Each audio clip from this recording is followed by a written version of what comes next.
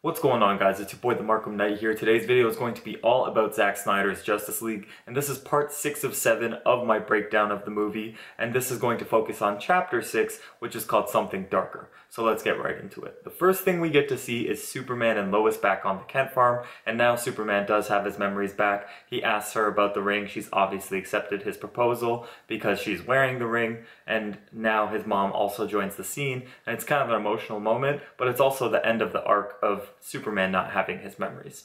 So now Superman is back, he's realized, and he knows that he needs to help out the Justice League because that's why they brought him back. So he goes on his way to kind of try and help out the team, and we get to see Superman in the, not necessarily fortress, but in the ship that he has, and he's looking, he walks past all the suits and stuff, and as he's walking, he's hearing both his dad Jor-El and his dad Jonathan Kent kind of giving him advice and stuff like that, and their advice is kind of lining up now. It's always kind of been conflicting, but that advice is kind of united at this point, and it's giving him a clear picture, and we get to see Superman do Flight 2.0. Now, in the meantime, we see the Justice League in the Batcave, and Cyborg is working on the Flying Fox, and Batman's having a conversation with Diana, and he explains to her that there was a premonition that he had, and Flash in that thing came to him and told him that Lois Lane was the key. And Wonder Woman basically says she's the key to Superman, and Batman thinks it's something bigger and something darker. So it goes beyond that. So the next thing we see is that Cyborg has fixed the ship and they take off to head towards Steppenwolf. Batman is convinced using faith, he's convinced that Superman will be joining them at some point, and they head on off to fight Steppenwolf on their own first. So we get to see them throw down with Steppenwolf. This is actually a really cool action scene, action piece necessarily, because it goes on for a while, and you get to see each single character kind of get their cool moments and stuff. Batman's fighting Parademons, so is Wonder Woman, and Aquaman, and Cyborg, and it's all really cool, and you get to see the team working together a lot, and then you also get to see them throw down against Steppenwolf, but Steppenwolf is very powerful, so he's still getting the better of them. So what Cyborg is doing in the meantime, he's trying to fuse with the mother boxes so that he can stop them from the inside before they can stop them physically from the outside. All this time, Flash is running in a circle trying to pick up as much speed as possible so he can give Cyborg the charge he needs to fuse inside of that mother box. But before he can do so, Steppenwolf pulls out his axe and he's about to slam Cyborg with it, and the coolest, most badass scene in pretty much any comic book movie that I've ever seen happens, where Superman flies in and he doesn't block it, he doesn't catch Steppenwolf's arm, he doesn't shove Cyborg out of the way, he literally just stands there and lets it hit him in the shoulder, and it makes zero impact. And for Steppenwolf, who's been built up this entire movie, and he's given Wonder Woman fits, and the Justice League can't really take him out in any way, Superman deals with him very easily. He's tossing him around, obviously too fast, obviously too strong, and he uses heat vision to literally burn off a side of Steppenwolf's head, which is, it's kind of over the top if you're kind of worried about that kind of stuff, but this guy is a world conqueror who's killed hundreds of thousands of worlds and stuff, so obviously Superman might not feel any remorse to giving this guy his just desserts. But it's a very cool scene, and Superman's kind of putting the smackdown on him, but during this whole time, we see Flash get shot by a parademon, so now he can't run anymore. And then obviously Cyborg can't connect to the mother boxes because he hasn't gotten the charge from the Flash.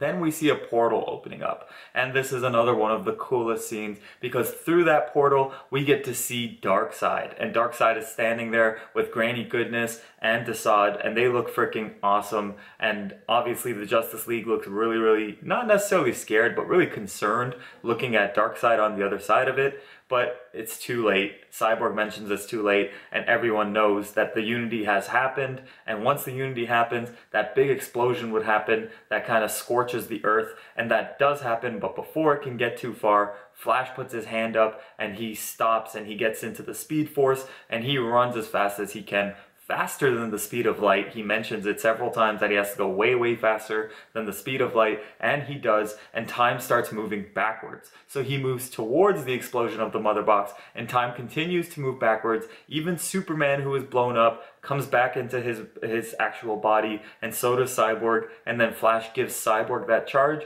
and Cyborg gets inside of the mother boxes, And basically what Cyborg sees is his full body fully realized the way it was before his injury, or before his accident, and his mom's there and his dad's there, and they tell him, and they talk about him being broken and now he can be whole again and he doesn't have to be alone anymore. And then Cyborg steps up to them, and to end his character arc, he's at peace with himself. He says, I'm not broken and I'm not alone, and he shoves his hand through them, basically getting those 3 sorceresses out of the mother boxes and basically disconnecting them from the inside, and then they have to physically disconnect them from the outside, which Superman obviously assists him with.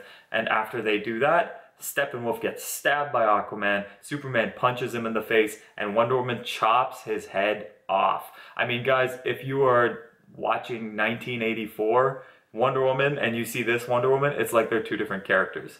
But a super badass moment. Wonder Woman chops his head off and his head goes flying through the portal right by Darkseid's feet, who literally crushes it in a split second and then just eyes the Justice League down. Now, if you can say looks can kill, both the Darkseid look that he's giving the Justice League, he would have killed them on the spot, and with his Omega beams he probably could for a lot of the Justice League members. And then Superman and everyone else giving him that look back, like, don't fuck with us, like, we literally just chopped off the commander of your army, we chopped his head off and sent it back to you.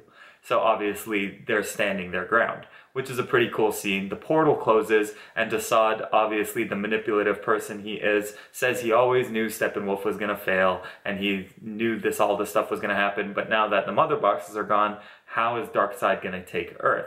And Darkseid says, well, we're gonna have to do it like the old ways. Prepare the Armada, because Darkseid is invading Earth. And that's where that part ends, and we get to see the Justice League on the other side of this, and Superman helps Batman up after the events of Batman v Superman. This is literally the most teamwork that they've had. Superman helps him on top of the ledge, and they just kind of stand there looking out, and that's where the scene ends. You get to see a nice, cool, clean shot of the entire Justice League united together. And that's how part 6 ended. It is a really cool end, and I think it doesn't necessarily, it's not the end of the movie, but it's a really cool end to that part of the story, and you get to see the team united for the first time. Obviously, besides Superman, everybody has a lot better chemistry in the team and stuff, and Superman's kind of that messianic figure, and he had kind of like, there was a moment where he had his first flight again when he got his suit, and he kind of stood there absorbing the sun and had like a Jesus pose, and I think that's kind of what he's supposed to be representing to not only the Justice League but Earth in its entirety. He is that messianic figure that's going to come save them. He is their savior.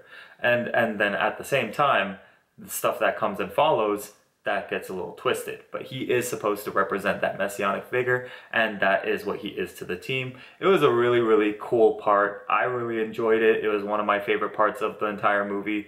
You guys watch this, or at least you listen to me describe it. Tell me what you think. This is the Markham Knight, and I need you to like, comment, and subscribe.